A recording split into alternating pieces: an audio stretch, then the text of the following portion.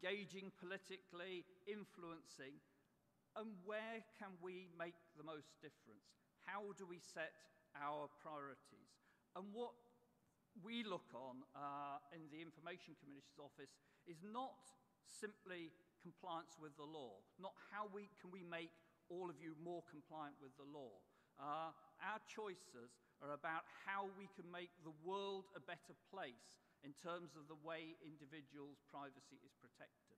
So sometimes that may be enforcing the law, but often it's pushing good practice. And sometimes we may decline to enforce the law where it doesn't really make a significant difference to how people are protected. And it's the risk-based approach that drives those choices. I have to say, in the United Kingdom, but I think elsewhere as well, it is a part of the expectation of a regulator. It is good regulatory practice. And regulators that are protecting your matters of life and death, those who inspect nuclear power plants and the like, also are driven on a risk-based approach. They put their effort where they can make the most difference.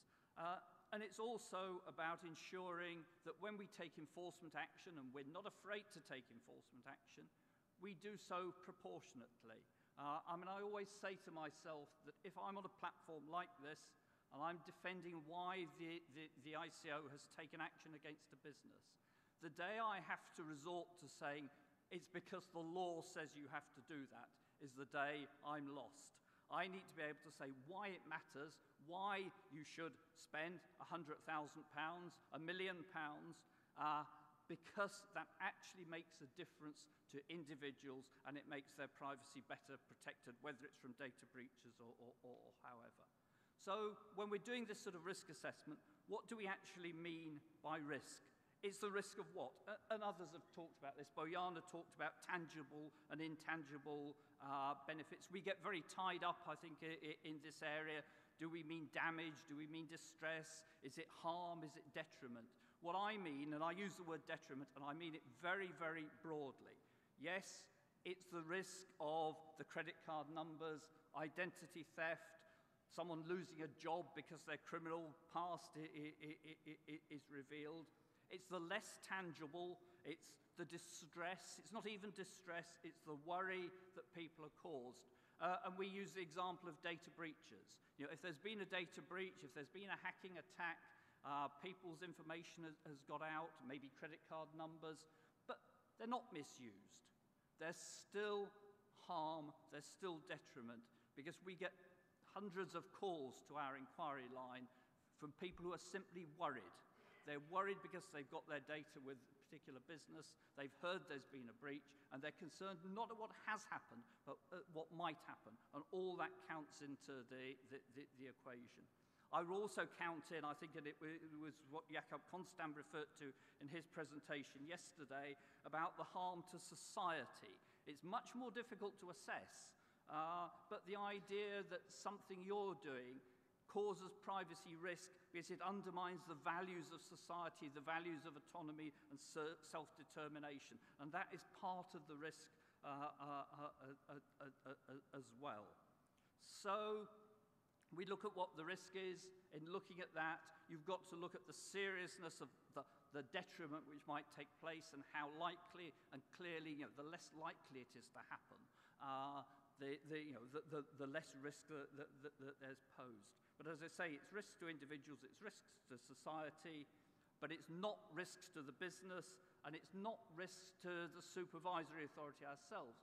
Although I say that with just a note of caution, because I think all these things play together.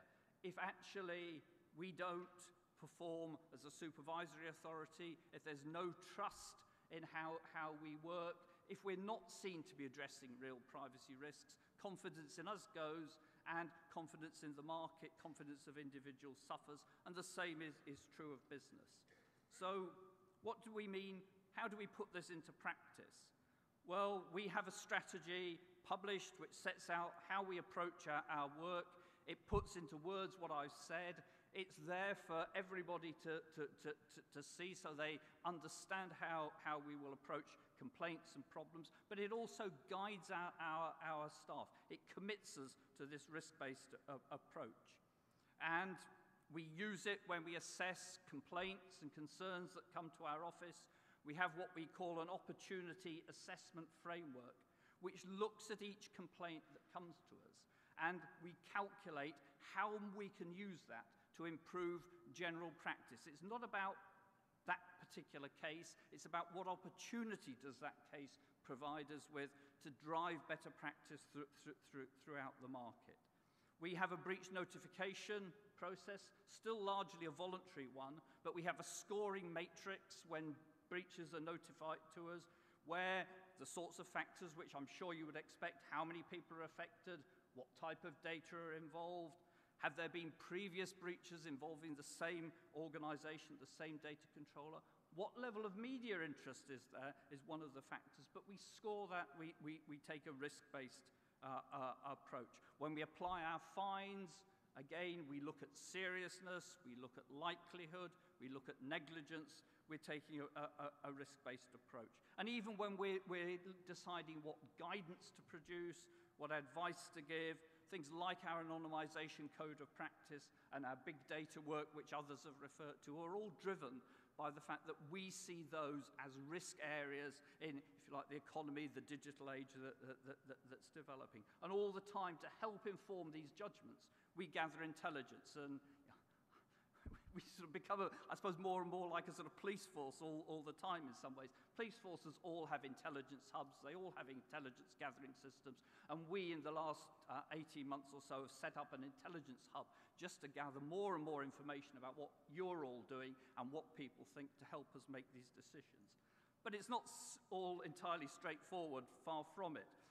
As you will know, privacy risk is very imprecise. You can't reduce it to a score sheet, basically. A score sheet can help you, but you have to apply judgment. And people's perceptions and what concerns them does change. It's not predictable. We do our surveys, like a lot of you will do, but people say one thing when you ask them a question in a survey, and they don't necessarily react the same way, and they react depending on what they read in the media and what their friends and others are saying, and they react differently in different parts of the world. And I have to say, within Europe, even within different countries, different things trigger our concerns. So you can never reduce this, as I say, to a score sheet, and certainly not one which will apply in any way globally. And of course, risk can be incremental, and that's difficult to measure.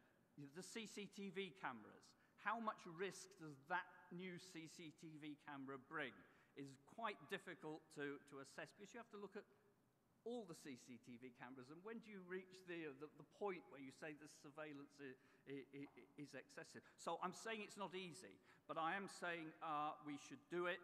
Scorecards, score sheets, those sorts of approaches help. But what I always say to our staff when they're applying this risk-based approach is never lose sight of your judgment, never lose sight of your common sense. If it smells bad, it probably is bad, even if your score sheet's telling you it's okay. Judgment is always going to be a vitally important part of the work here, whether it's for us as supervisory authority or whether it's for you as businesses taking a risk-based approach. Thank you.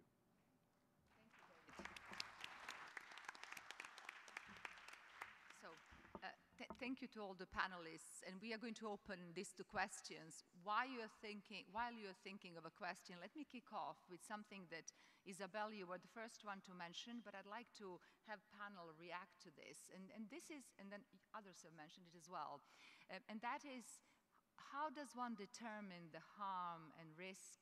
Who is the last port of call of that? Does the organization do it themselves based on various tools and frameworks? I mean, the center is trying to reach the consensus and try to create some methodology for determining various harms and risks, but there will be others. Or is there a role for individual? Do we know, to David's point, what individuals perceive as harmful? And then what is the role of DPA? I mean, is this something that the guidance can be forthcoming, perhaps, on the types of risk we should all be thinking about? So who determines what's the role of DPA and individual? Who would like to kick off? Come on, then. just to follow, I mean, I think it's got to be for businesses to make the first determination and make your decisions, but at the end of the day, you're answerable to the supervisory authority, and maybe publicly as well. So you've got to be able to explain. And if your risk assessment approach is very different from the one I've described, then I think you're going to have difficulties satisfying the regulator. I'd also say that you should do your own work on what public perceptions are, what matters to people. When you talk about the privacy impact assessment framework, which we're very keen to promote, you can't sort of sit in a closed room and fill in the form. How can you assess privacy risk unless you talk to some of your users, some of your customers, and get some perception from them? And that should be part of the process. I think that we all play the role of standing in for the individual. I mean, I think Jane and I and Eric, we play the role inside an organization of the regulator. We try to stand in for the individual, and we try to play that role based on all of the knowledge that we can glean, whether it's through, David mentioned surveys, for example, but that's just one tool that we are trying to stand in for. What is the potential harm to that individual? And hopefully, if we're doing, I think companies that are here, we're trying to stand in for what is that potential harm, to assess that. And hopefully we're going to do it in a framework that's going to make sense to what David, Isabel, William are going to care about, right? I mean, that's hopefully that we're going to be using a similar type of methodology. But to David's point, if we're off the mark, the regulator is going to tell us that, I think, if we're not coming up with a similar kind of assessment, no? At Apple, one of the things that we do when we finish one operating system, the other one is in the process of being developed, and we crowdsource throughout the company. So the engineers are always carrying the unreleased version of the software. So they are using it and they're assessing risk. So it's not just the privacy team that is assessing risk, it's all of the people that are carrying the software, using the software every day, and experiencing what it's like in the wild.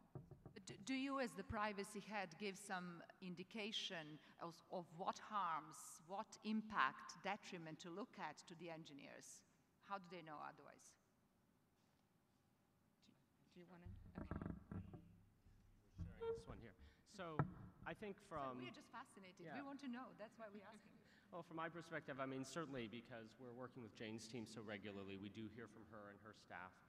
It is very much, I think, a feedback system, though, as well. As you were saying, the norms are changing as well. And so one part of my team is also response and outreach. And so through events like this, through getting feedback through regulating authorities, and also through mails coming directly from customers, whether their concerns are founded or not founded, it still speaks to where their concerns are. And so we have, on a continual basis, I think, input to us, on top of what Jane's saying about our own personal experiences, but from the outside as well, in terms of where the concerns lie.